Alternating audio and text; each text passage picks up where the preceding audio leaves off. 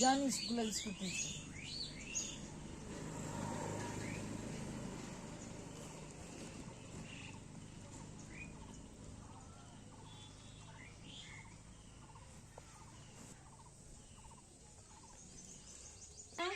কিরে কিরে আরে না রে বুঝতে পারি।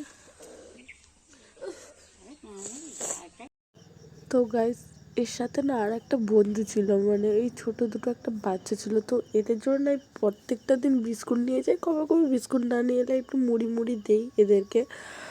এলে না আমার কাছে আসতো আর কি, আমি রাস্তায় এলে ওরা দৌড়ে আসে, বাট এ আসতো না, একটু ভয় দূর করেছে। আর যে একটু ছটপটে না একটু বেশি, আমাকে একটু বেশি চিনতে পারতো, মানে একটু বড় হয়েছে এর থেকে, মানে একটু স্মার্টনেস টাইপের একটু কুকুরটা আর কি, মানে বেশি খেলাধুলা করে।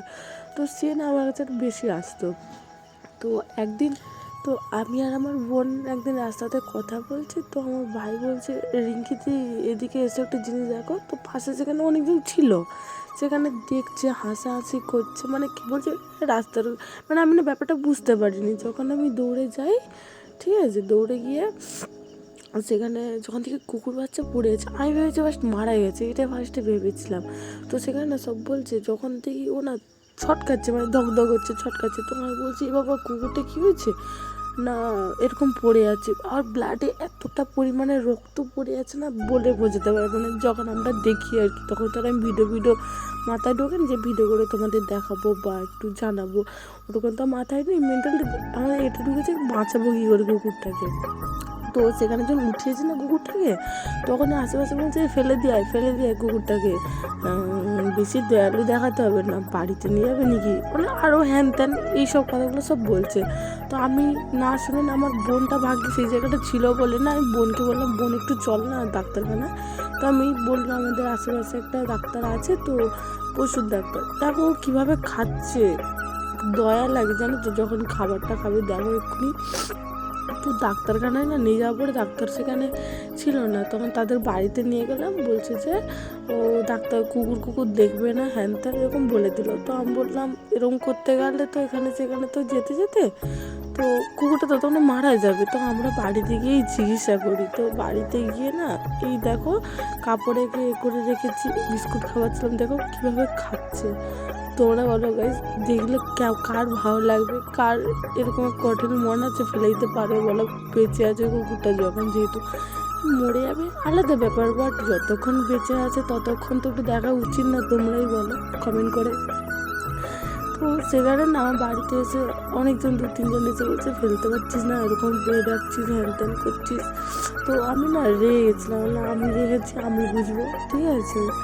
তো এই নিয়ে একটু বাড়ি থেকে হয়েছিল, আমার বাড়িতে আমাকে বলেছে হ্যাঁ তুই দেখ, আমার মা নিজে ওই যে লতা পাতা আছে না ওগুলো দিয়ে ওষুধ দেখো পেটে একটু সে পাউডার কি দিয়েছে, রক্ত কোনো মতে থামছে না। আমি না বুঝতে পারি না, মাথাও কাজ করেনি, কীভাবে রক্ত থামাবো একটা, আমার মাথা কাজ করছিল না সেই টাইমটায়। তো তাকে জল খাওয়াচ্ছেও না, খুব খেয়েছিল, খুব খিদেতে পড়েছিল রাস্তাতে, বেচারা কেউ একটা মানুষ পর্যন্ত দেখেনি না এরকম ছটকাচ্ছে, একটা মানুষও কেউ উঠে দেখছে না বাচ্চাটা কি হবে না হবে। তা যতই হোক না, মানুষের বিবেক কী করে, একটু বাঁচাতে ইচ্ছে করে না, মরে যাবে আলাদা ব্যাপার, বাট বাঁচাতে তো হবে না যতক্ষণ না বেঁচে আছে। তোমরাই দেখো কীভাবে কষ্ট পাচ্ছে, দেখো তুই ছটকাচ্ছে কীভাবে, দেখেছো পেটটায় কীভাবে হয়েছে, মানে পেটে না ছাঁদা করে দিয়েছে, যে মেরেছে বা যাই হোক একটা কিছু করেছে, পেটেটা ছাড়া করে দিয়ে আমি না কথা বলতে পারছি না, আমার না খুব কষ্ট লাগছে এখন, মানে ঘন্টা বসে আছে একটু কাঁদছিলাম আর কি, মানে কষ্ট লাগছিলো। যাই হোক আমার সাথে খেলতো কুকুরটা, রাস্তা ধারে গেলে না আমি গেলেই ও আমার কাছে দৌড়ে আসতো কুকুরটা।